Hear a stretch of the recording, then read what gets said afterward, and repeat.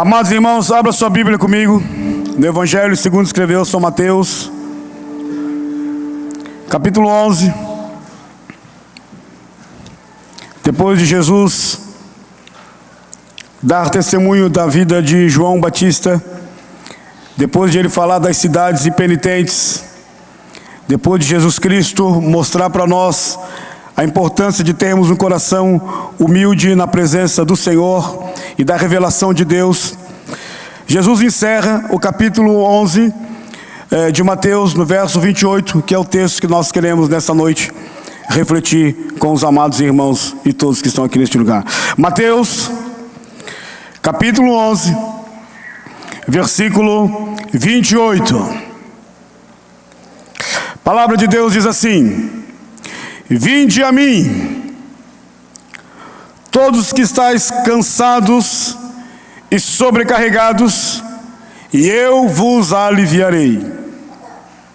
Tomai sobre vós o meu jugo e aprendei de mim, porque eu sou manso e humilde de coração, e achareis descanso para a vossa alma, porque o meu jugo é suave e o meu fardo é leve.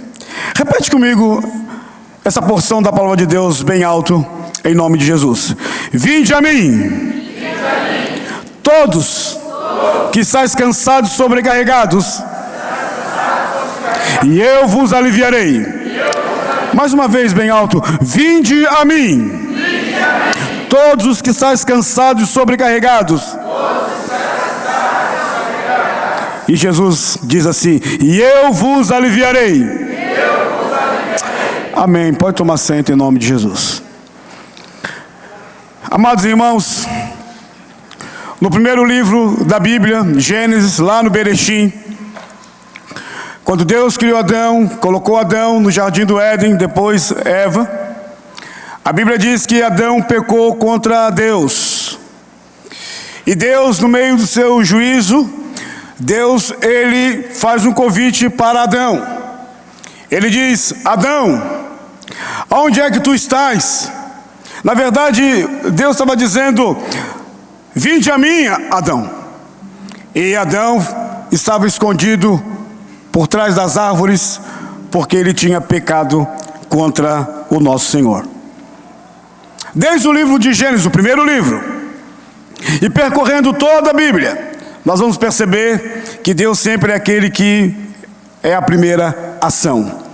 Por exemplo, o último livro da Bíblia, em Apocalipse, está escrito, preste atenção: o Espírito e a noiva dizem: vem, ou vinde. Aquele que ouve, diga: vem. Aquele que tem sede, venha. E quem quiser, receba de graça a água da vida. É um convite. Da mesma forma, por exemplo, no Santo Evangelho de João, no capítulo 7, verso 37, era a festa dos tabernáculos, era uma festa importante para a comunidade judaica. Havia 3 festas importantes para os judeus: a Páscoa, a Pentecostes e a festa de tabernáculos, onde todo judeu tinha que ficar durante uma semana em tendas para recordar o que os seus pais atravessaram todo aquele deserto. E eles tinham o costume sacerdotal de eles ir até o tanque de Siloé e pegar a água, e através daquilo então eles iam cantar o Halel. Eles cantavam o Halel, que é a partir do Salmo 115, que é o cântico que eles cantavam, os cânticos de degraus. Então Jesus também estava ali naquele local, e Jesus então toma justamente todo esse cenário histórico e ele aplica aquela festa ou aquela água para ele. E no capítulo 7, do versículo 37, Jesus Cristo dá um brado, dizendo, presta atenção, ele diz assim: se alguém tem sede, venha a mim e beba. Quem crer em mim, disse Jesus Cristo, como diz as Escrituras, do seu interior fluirão rios de água viva. Jesus falou essa palavra, água viva, para a mulher samaritana, no capítulo 4. Ele retoma essa temática de novo agora no capítulo 7. E no próprio capítulo ele explica, dizendo para nós que a água viva nada mais é do que o Espírito Santo de Deus na nossa vida. Então há um convite aqui de Jesus Cristo em João, no capítulo 7, do versículo 37, que é muito importante, que ele diz assim: se alguém tem sede, não é a água do poço de Siloé, que é um ritual judaico da festa de tabernáculos, que vai matar a sede do teu coração. Não, isso agora está em mim. Jesus é a água viva. Ele diz: se alguém tem sede, se alguém quer conhecer Deus, venha a mim e beba. E aí ele coloca aqui uma prerrogativa interessante, porque ele diz: quem crê tem que crer. Quem crê em mim, como diz as Escrituras, disse Jesus, está citando o Antigo Testamento, diz assim: do seu interior fluirão rios de águas vivas, disse Jesus. Então o texto que eu e você lemos aqui nessa noite, que está em Mateus capítulo 11, versículo 28, 30, é o único evangelho dos 4 que usa essa linguagem para mim e para você. Talvez para mim é um dos convites mais sublimes de Jesus Cristo no Novo Testamento. O convite à graça mediante a esse mundo difícil que nós estamos enfrentando. Um convite como esse é muito importante, porque esse convite, ele é necessário porque ele nos cura. Esse convite, ele é necessário porque ele nos alivia. Esse convite, ele é necessário porque ele nos salva. Talvez esse é um dos convites profundos diante de um mundo que se despedaça, diante de um mundo onde as pessoas estão sobrecarregadas. Como disse Henry Nouwen, uma sobrecarga sobre a alma humana. Disse ele no seu livro: você transformou o meu choro em alegria. Ele está certo. O filósofo Epicuro, ele disse uma coisa, presta atenção em sua filosofia. Ele disse: ou Deus quer abolir o mal e não pode, ou Ele pode, mas não quer, disse Epicuro. Vou repetir. Ele disse: ou Deus quer abolir o mal, todo o mal que você possa imaginar, e não pode, ou Ele pode e não quer. Então ele conclui dizendo: se Ele quer, no caso Deus, mas não pode, ou seja, se Deus quer, mas Ele não pode, então o Epicuro diz: então esse Deus dos cristãos, esse Deus aí, Ele é impotente, porque Ele quer extirpar o mal, mas Ele não consegue. Logo, Ele não é onipotente, Ele é impotente em ação, disse esse filósofo Epicuro. Ele prossegue dizendo: agora, se Ele pode, se Ele é onipotente, mas Ele não quer, então temos uma síntese aqui, uma conclusão: Ele é cruel, disse Epicuro. Se Ele pode, mas não quer, então Ele é cruel. Se Ele quer extirpar o mundo, a dor, o sofrimento, enfim, tanta coisa, guerra, tudo que você possa imaginar, se Ele quer, mas não pode, então Ele é impotente. Bem, o análise do Epicuro para o Deus eterno, talvez para o Deus do panteão dele, tudo bem, mas para o Deus que nós servimos, o análise de Epicuro está errado. Por quê? Porque o Deus revelado na Bíblia é, primeiro, o Deus do amor, amém? É o Deus que ama. Segundo, Ele é o Deus perfeito. A Bíblia fala que Deus é perfeito, amém? Terceiro, o Deus da Bíblia, que nós estamos adorando aqui, Ele é o Deus todo-poderoso. Logo, Ele julgará esse mundo injusto. Ou seja, o homem sim, o antropos, aquele que foi criado à imagem e semelhança de Deus, o homem que tomou caminhos equivocados, sim, o homem é cruel. Por quê? Porque ele optou em se afastar de Deus e se deleitar em si mesmo, ou seja, no trono do seu ego, da sua arrogância. da sua religiosidade oca, do seu sentimentalismo mofado. Ele quis sentar no seu próprio ego, e aí por isso, longe de Deus, longe do sagrado, longe do luminoso, do eterno, este homem passa a sofrer. Em qual campo? Primeiro, no campo físico. Segundo, no campo emocional. Terceiro, no campo espiritual. E é óbvio que isso vai levar esse homem, eu e você, a um cansaço. Eu não estou aqui falando de cansaço físico, você pode dormir, descansar ou ir para um spa, não é isso que eu estou falando. Eu estou falando de um cansaço emocional, espiritual, esgotante, que está na alma humana, que está sob a tutela desse ser criado à imagem e semelhança de Deus, dessa geração que está cansada de muita coisa. Este homem aqui, ele está cansado, ele está em agonia, ele está sofrendo, ele está em dor.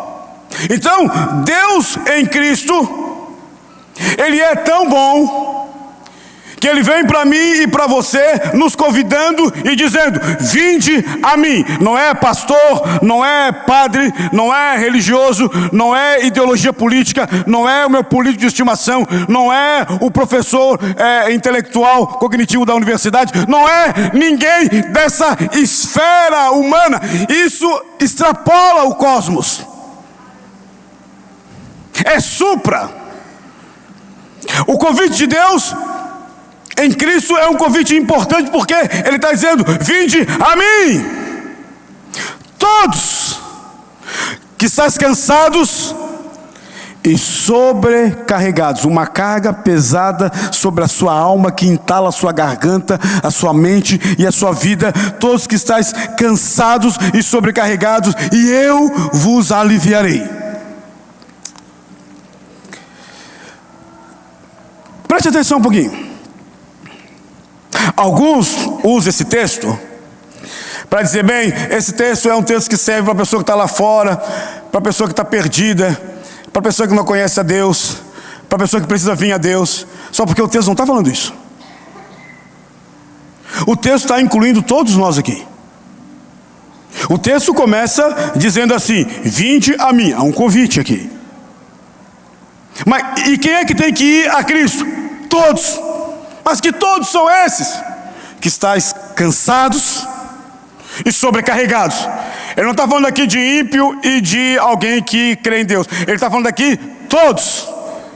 Todos, disse Jesus, que estáis cansados e sobrecarregados. E aí tem uma promessa que homem nenhum pode dar, pastor não pode dar, líder nenhum pode dar, que é o alívio dessa pressão na alma, que é o alívio da espiritualidade de Deus na minha vida. Ele diz: eu vos aliviarei. Jesus está dizendo: venha. Que texto maravilhoso. Ele está dizendo: venha, venha você como você está.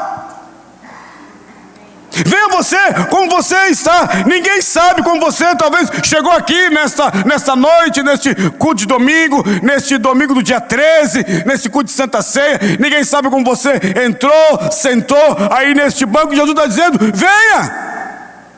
Venha como você chegou. Venha como você está. Talvez você está cansado. Cansado dessa vida. Cansado dessa rotina. Cansado de trabalho, casa, lava, passa, isso, aquilo, outro, cansado. Venha, disse Jesus.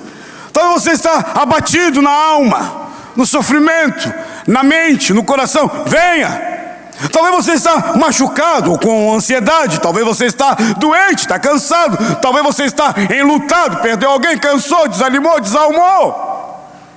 Talvez você está no pecado, não consegue vencer, no vício, não consegue vencer. Você está cansado ou com medo, ou talvez um trauma que pegou a tua alma e não larga, passa ano e sai ano, e aquilo sempre vem na sua mente, sempre vem e volta, vai e vem, vem e volta, e você não consegue se livrar disso, dessa angústia, dessa vida solitário, você cansou.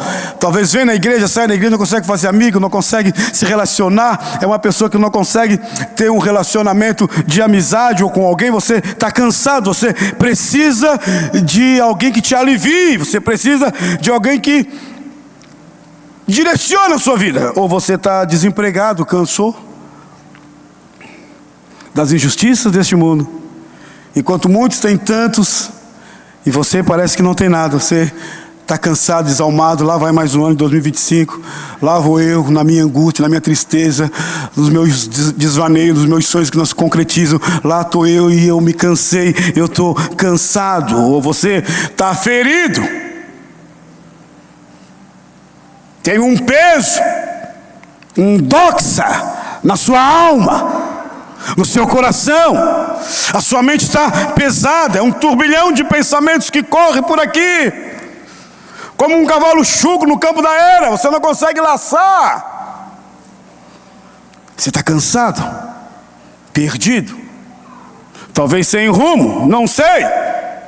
Estélis de Buió, ele disse: nenhum caminho é áspero demais, porque ele, Jesus, o palmilhou primeiro, disse ele. Nenhum lugar é solitário na companhia do nosso Deus. Então aqui neste convite da graça, percebemos em Cristo primeiro, preste atenção, o seu amor para comigo e com você.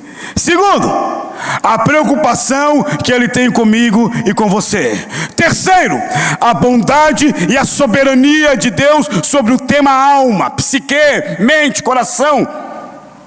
Coisa intangível que ninguém pega, que você não consegue dissecar em tubo de laboratório. Não tem como você pegar, não existe uma anatomia. Por isso Ele é soberano. Por isso Ele é Deus. Ele se preocupa comigo e com você, e Ele lança esse convite no meio de tantos temas aqui. Ele diz: sabe, você que está sentado aí, venha a mim. Faz um tour na tua alma, vê onde é que está esse peso, essa sobrecarga. Eu vou te aliviar. Vinde a mim todos os que estáis cansados e sobrecarregados, e eu vos aliviarei. Por que Jesus faz isso? Por que Ele lança no tecido mórbido da nossa estrutura antropológica do ser esse convite? Primeiro, Ele sabe que todos nós que estamos aqui, nós somos limitados e frágeis. Alguém já disse, eu já falei isso aqui várias vezes, que o homem, ele acha que é mais duro do que uma rocha, mas na verdade ele é frágil como um ovo que você bate e quebra. Nós somos limitados. Nós temos prazo de estar aqui nesse lugar. Eu e você precisamos todo dia da graça abundante do Senhor. Jesus Cristo foi muito claro em João no capítulo 15. Ele disse: sem mim vocês não podem fazer nada. Porque eu e você somos homens e mulheres que estamos aqui de passagem. Nós somos frágeis. Nós somos limitados.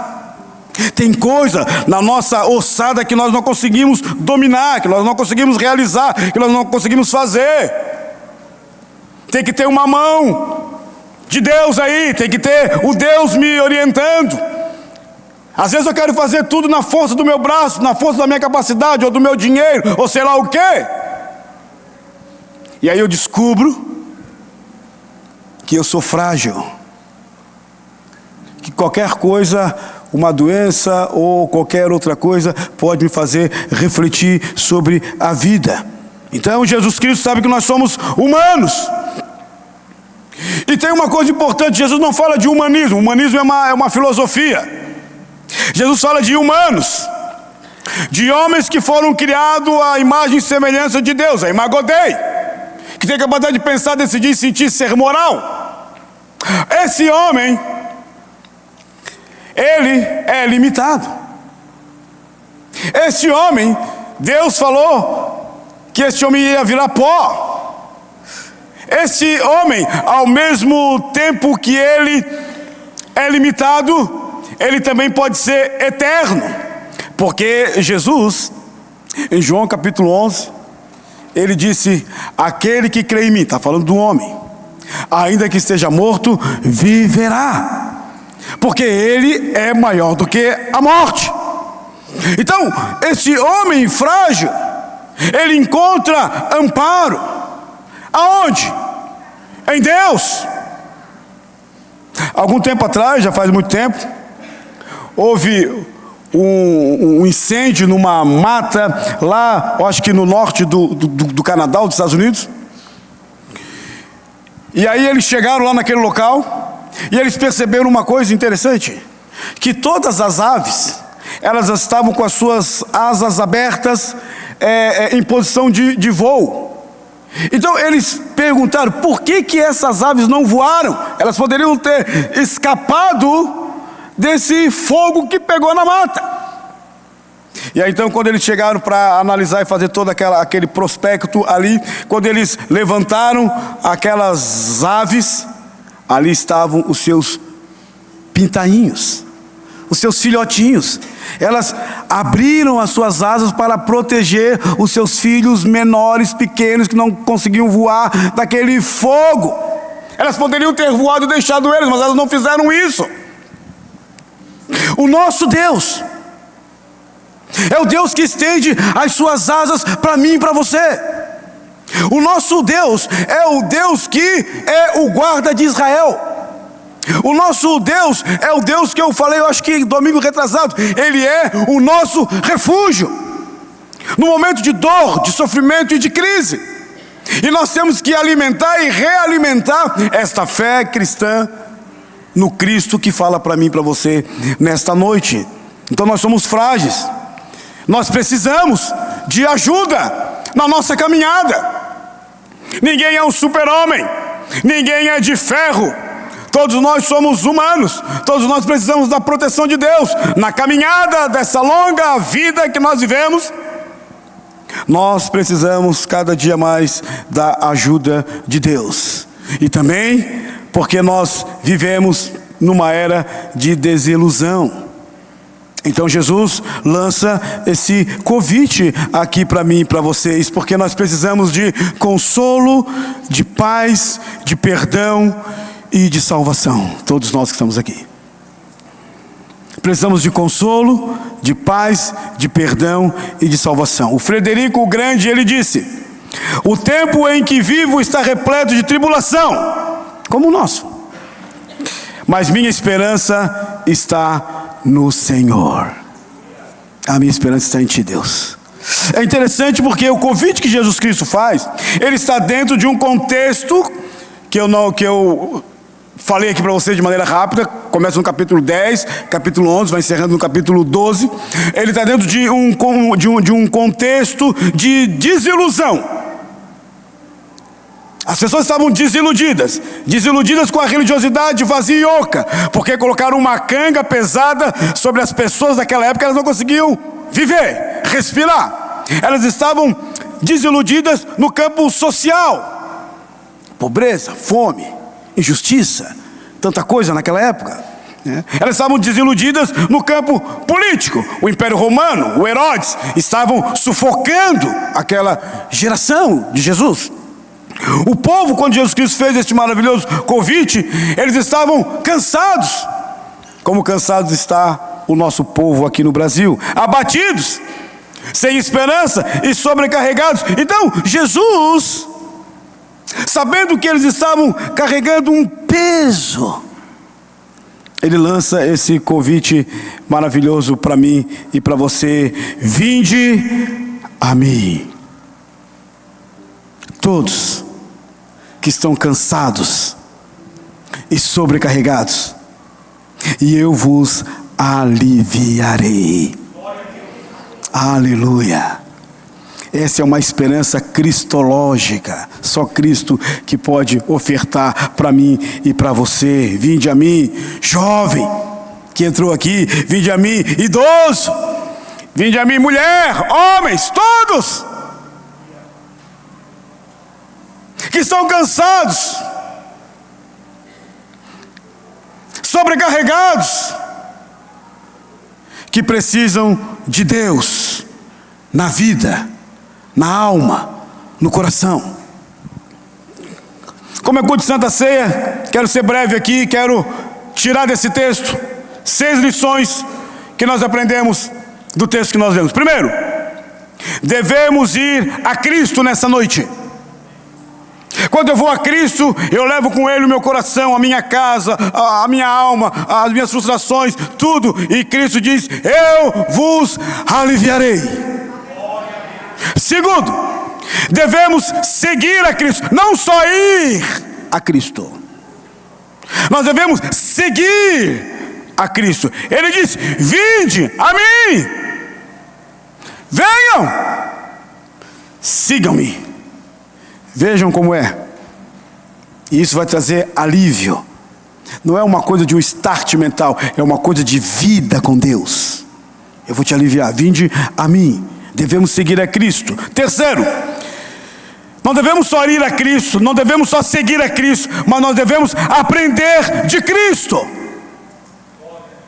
Sabe qual é o problema? Que às vezes eu e você estamos entupidos de tanto problema, de uma vida tão pesada. É porque às vezes a gente não aprende com Cristo. Cristo é a revelação cabal de Deus. Hebreu diz: outrora Deus falara pelo meio dos profetas, mas agora Ele fala pelo Filho, ou seja, Cristo. Ele é a revelação exata de Deus. Então, quando eu olho para Cristo no Novo Testamento, eu então, seguindo as pegadas de Jesus Cristo, isso produz em mim um alívio. Porque eu vou aprender com Jesus como lidar com diversas situações.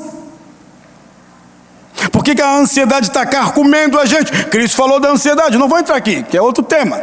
Mas, por exemplo, no Sermão da Montanha ele vai falar sobre isso. A ansiedade que hoje tem carcomido a nossa geração. Uma geração ansiosa, pesada, que precisa estar leve. As pessoas estão vivendo uma vida pesada, carrancuda. As pessoas precisam viver uma vida leve, uma vida em Deus, uma vida abençoada, uma vida que você levanta de manhã e agradece pela luta, pelo sofrimento, ou pela bênção, ou pela vitória, porque você sabe que na luta, na bênção, na dor, Deus está contigo. Eu estarei convosco, Mateus 28. Até a consumação do século. O nosso Deus não é o Deus do Olimpo grego, de Homero, da filosofia, que para aplacar a ira dos deuses você tinha que fazer vários sacrifícios porque eles tinham humor. Não. O Deus do Epicuro, que ele analisou aqui, não é o Deus da Bíblia. O Deus da Bíblia não está baseado no seu humor. O Deus da Bíblia está baseado na sua aliança e decreto. O Deus da Bíblia é o Deus que eu posso confiar nas suas promessas. O Deus da Bíblia é o Deus onde eu posso me lançar sobre Ele, crendo na sua misericórdia e na sua fidelidade. O apóstolo São Paulo, ele disse: ainda que sejamos infiéis, todavia Deus sempre vai ser fiel. Ele não está preso em humor. Ele não está preso em estatística de IBGE, se tem quantos evangélicos no Brasil. Deus não está nem preocupado com isso. Isso é mais cunho político do que estrutura de alguém que nasceu de novo. Ele não está preocupado com toda essa estrutura desse planeta aqui. O Deus da Bíblia, ele trabalha em cima da sua perfeita vontade. Se Ele falou, Ele cumpre. Não foi o que o apóstolo Paulo falou? Aquele que começou a boa obra em vocês, Ele vai aperfeiçoar. Aleluia! Ele não deixa ninguém pela metade. Ele não começa nada e acaba. Não dá sequência. Ele começa a trabalhar na sua vida e Ele vai trabalhando na sua vida para que eu e você cumpramos o seu desejo que está em Romanos 8, que é sermos a imagem de Cristo. Deus não quer que eu e você sejamos riquíssimos. Deus não quer que eu e você sejamos estrelas. Deus não quer que eu e você sejamos isso ou aquilo como o mundo aí fora está pregando. Deus quer que eu e você sejamos a imagem de Cristo. Por isso que Cristo falou: vocês devem aprender. Tem uma escola aqui, vocês são discípulos, aprendei de mim. porque eu sou manso e humilde de coração. Olha para a vida de Jesus, que está narrado nos 4 evangelhos. Olha como é que ele como que ele trabalhou toda essa questão. A primeira humildade de Jesus, ou humilhação, como chamam os teólogos, foi quando ele se encarnou.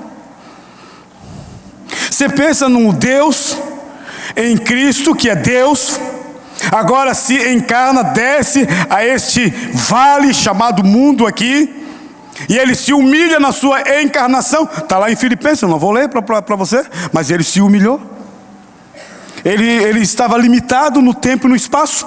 Ele que é onisciente, onipotente, onipresente, está em todo lugar. Agora, na sua encarnação, ele se humilha, no sentido que agora ele é homem-deus, no sentido que agora ele vai ser humilhado na cruz do Calvário, no sentido que agora esse Cristo me ensina, eu e você, a vivermos uma vida de manso, domínio e humildade do quê? De coração.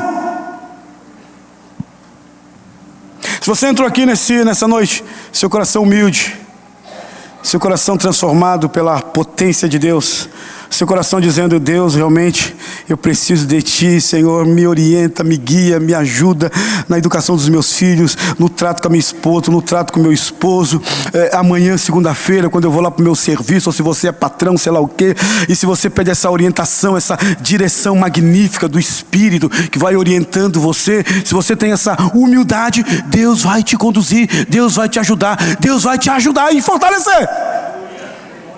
Agora, se você tem um coração orgulhoso, entrou aqui, ouviu pregação, louvor, saiu daqui ainda falando, reclamando, nada pegou do reino de Deus, nada pegou do Vox Dei, da voz de Deus que fala ao teu coração, entrou, saiu, como se você estivesse no auditório, ou numa escola, ou numa reunião com algum prefeito e tal, e entra e sai. Se você tem esse posicionamento, então eu lamento dizer que você entrou naquela categoria dos orgulhosos, que Tiago vai dizer: os orgulhosos Deus despreza.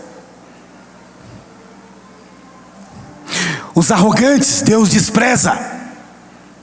Agora, aqueles que são quebrantados de espírito, o texto da Bíblia diz que Deus não despreza alguém que tem um coração quebrantado, que chega diante dele e diz: Senhor, isso aqui eu não consigo resolver, esse negócio aqui do meu filho, do meu esposo, ou da minha esposa, ou da minha família, ou sei lá o que, isso aqui está nas tuas mãos, eu sou humilde para reconhecer que eu não consigo, vai na minha frente e me ajuda. Então, Jesus está se colocando aqui como um protótipo, como um modelo. Ele está dizendo aqui que nós devemos aprender dele. Por quê? Porque ele é manso e humilde de coração. Quarto, devemos confiar em Cristo. Por quê? Porque ele diz: o meu jugo. O jugo é aquela canga que se coloca no animal. O meu jugo, aqui ele está falando do jugo da religiosidade judaica, que colocaram uma canga sobre o povo, e Jesus mesmo fala, critica o sistema religioso, dizendo: olha, vocês pedem para eles fazerem isso e nem mesmo vocês fazem. A religião, em vez de aliviar a alma, em vez de trazer alegria, em vez de trazer comunhão com Deus, relacionamento com Deus, está trazendo um peso. E não é isso que nós, como igreja aqui, ADI, e não é isso que nós que pregamos o Evangelho aqui, propomos. A nossa proposta é uma proposta cristológica. A canga de Cristo não é uma canga pesada, religiosa, mofa, oca, que te destrói. Não. O jugo de Cristo, ele é suave. Eu não venho na igreja porque alguém me forçou, me cangou, vem na marra. Não! Hoje eu vim na igreja, você também, você lá atrás, aqui na frente, aqui, o pessoal já fez até meme, né? Aqui na frente, aqui, ali no meio, lá atrás, né? Então eu vou repetir: aqui na frente, lá no meio, lá atrás. Você não veio na igreja porque alguém laçou, você disse: vem. Não. Você veio na igreja porque você disse: hoje eu vou adorar ao Senhor. Hoje eu vou adorar ao Senhor, porque nós não somos robô, e Deus nem quer robô para adorar a Ele. Deus quer homens com volição, que decidem adorar ao Senhor. Quem veio nessa noite aqui adorar o Senhor por livre e espontânea vontade e adoração? Diga amém. Amém. Então Jesus é muito claro, ele disse assim: devemos confiar em Cristo. Ele diz: o meu jugo é suave e o meu fardo é leve. Está pesado? Troca o teu fardo e pega o de Jesus. Está difícil? Se aproxime do Senhor nessa noite. Quinto, devemos confiar nas promessas de Cristo. Qual é a promessa que está no texto? Ele mesmo diz, Jesus: achareis descanso para a vossa alma. O descanso que tanta gente está buscando aí fora, através da droga, através do sexo livre, através da bebida, através de uma vida desenfreada, através do liberalismo, através de filosofias, através de antropocentrismo. As pessoas estão tentando buscar esse descanso, esse alívio na alma, mas cada vez mais que eles vão se afastando de Deus, eles vão se alinhando e não conseguem, porque a alma e esse aliviar dela, só Deus pode fazer. Jesus está aqui, em poucas palavras, nos ensinando uma coisa importante: devemos confiar. Você crente, você cristão, você deve continuar confiando em Deus. Eu já tenho 10 anos de fé. Continua confiando. Eu tenho 3 meses de fé. Continua confiando. Meio século. Continua confiando. Todo dia confiando em Deus, que Deus é bom, que a sua misericórdia se renova a cada manhã, que Deus não esqueceu de você. Talvez você entrou aqui pesado, como eu falei aqui, com a alma arrebentada, sentou aí, ninguém sabe o teu problema, mas Deus sabe.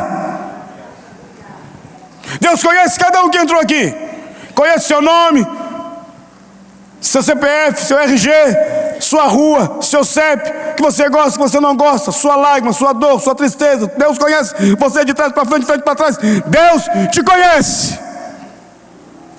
E Deus convida em você para a gente desfrutar desse descanso, ou desse Shabá de Deus. E por fim, devemos confiar no poder de Cristo e na sua salvação, porque Ele disse assim: vinde a mim, todos que estáis cansados. E ninguém aqui pode levantar a mão e dizer: eu não estou cansado. Nós estamos cansados.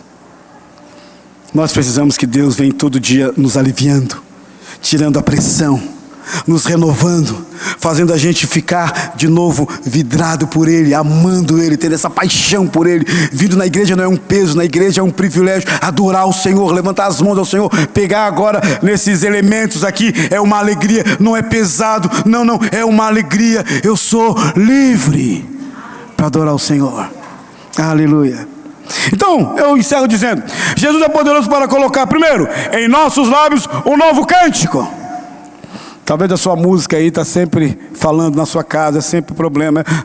Fala com você, parece que não tem um novo cântico, parece... Não, Deus é um Deus que nos coloca um novo cântico. Ele também nos dá salvação nessa noite. Ele nos alivia, Ele nos restaura. Ele é o Deus que nos perdoa, mesmo que você não te perdoa, Deus é o Deus que te perdoa. Ele nos tira dessas densas trevas que talvez você está, Ele nos tira. Ele nos fortalece e nos cura e nos abençoa. Venha Jesus, todos que estão aqui, porque Ele é poderoso para salvar a minha e a sua vida. Ele é poderoso para salvar o seu casamento, abençoar a sua família e abençoar a sua vida. O convite de 2000 anos atrás continua vigoroso para mim e para você nesta noite.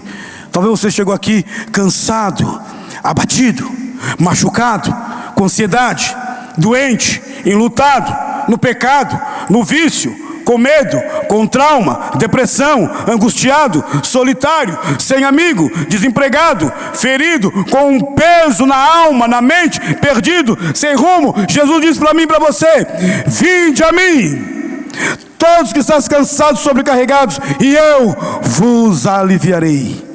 Tomai sobre vós, toma sobre vós o meu jugo e aprendei de mim, porque eu sou manso e humilde de coração, e achareis descanso para a vossa alma. Por quê?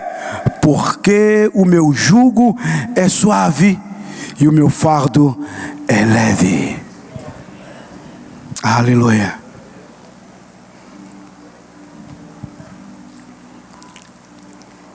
Só Jesus pode falar isso. Só Jesus sabe como é que está o teu coração e o meu. Então eu quero convidar você para se colocar em pé, para dizer: Senhor, realmente, essa área da minha vida eu preciso que o Senhor alivie a pressão. Eu preciso que o Senhor me ajude. Eu quero ir ao Senhor. Não é a pastor, não é a líder, não é nada disso. Isso é tudo fantasia. Isso nada existe. Quem faz a obra, quem restaura, quem abre porta, quem cura, quem abençoa, quem ajuda, não é homem nenhum. É somente Deus. Eu sei que hoje há uma moda aí fora que alguns dizem que o milagre e a prosperidade e não sei o que vem por meio de líderes que estão levando multidões aonde eles vão. Isso tudo não é verdade. Só tem um que pode realizar milagre, transformar corações e mudar vidas. Ele se chama Jesus Cristo, o Filho de Deus. Só Ele. Tudo que você ouvir no rádio, na televisão, ou no púlpito de qualquer igreja, ou até aqui, que o homem está no centro, você diz: não, meu amigo, sai você do centro, vai para a periferia. Quem tem que ficar no centro é Deus. Deus é o centro da minha família, Deus é o centro da minha empresa, Deus é o centro do meu coração, Deus é o centro da minha vida. Porque se Deus é o centro, Ele é o Deus que vai te ajudar, te abençoar e te fortalecer. Para quando você pegar esse pão maravilhoso que simboliza o seu corpo, esse cálice que simboliza o seu sangue naquele Gólgota, você vai poder dizer: obrigado, Senhor. Está entrando mais uma semana e o Senhor vai comigo. Eu vou nessa palavra: vinde a mim todos vós que estáis cansados, sobrecarregados, e eu vos aliviarei. Eu quero que o Senhor me alivie cada momento da minha vida.